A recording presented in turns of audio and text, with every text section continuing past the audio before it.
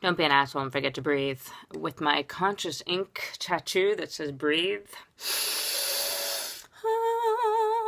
Don't be an asshole. The new policy, the DBAA is don't be an asshole. The new policy that I invented this morning was TRH, try real hard. Try real hard policy. Try real hard to not be an asshole, to be kind, to be compassionate. Try real hard to be better than you were yesterday. So I posted this little rant on my Facebook. Some of you saw it. Some of you somehow, Facebook, you miss things. So here's the video of it. I'll read it. This is exactly what I wrote. I might add a little, improv a little. TRH policy. Eek! That's what I wrote. Seems there's still dialogue concerning mental health and yoga. I have suffered from severe depression since I was a child. Severe. And guess what? Does that make me any less of a yoga teacher or writer or person in the world? The subtitle of my workshop is On Being Human. If you didn't know that, it is On Being Human. Does yoga help my own depression? Sure, a little, sometimes no. These days, cardio helps me more, which is why so many of you, comment, I see you on the elliptical, because it helps me with my mental. It helps, the cardio helps me, but that's not the point.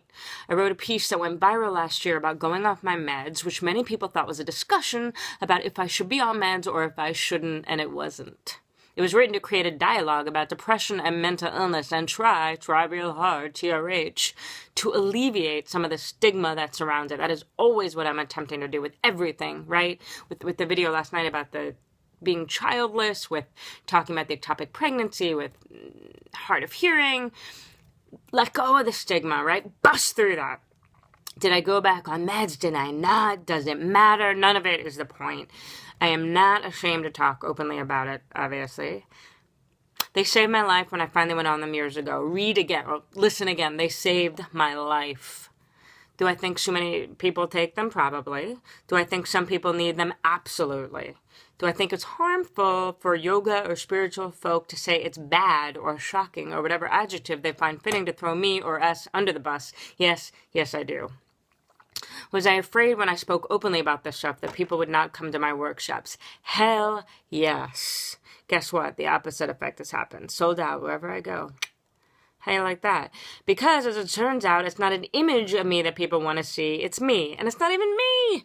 It's just I'm able to create a safe space for folks. And you want to know why? Because I'm honest as fuck about my imperfections and my unhumanness and my perceived faults. One of the most inspiring things about a human being is when they are honest about who they are, when they show up truthfully. Am I suggesting to just walk around vomiting all your secrets? No. Barf. Come on. I'm just saying talk about things.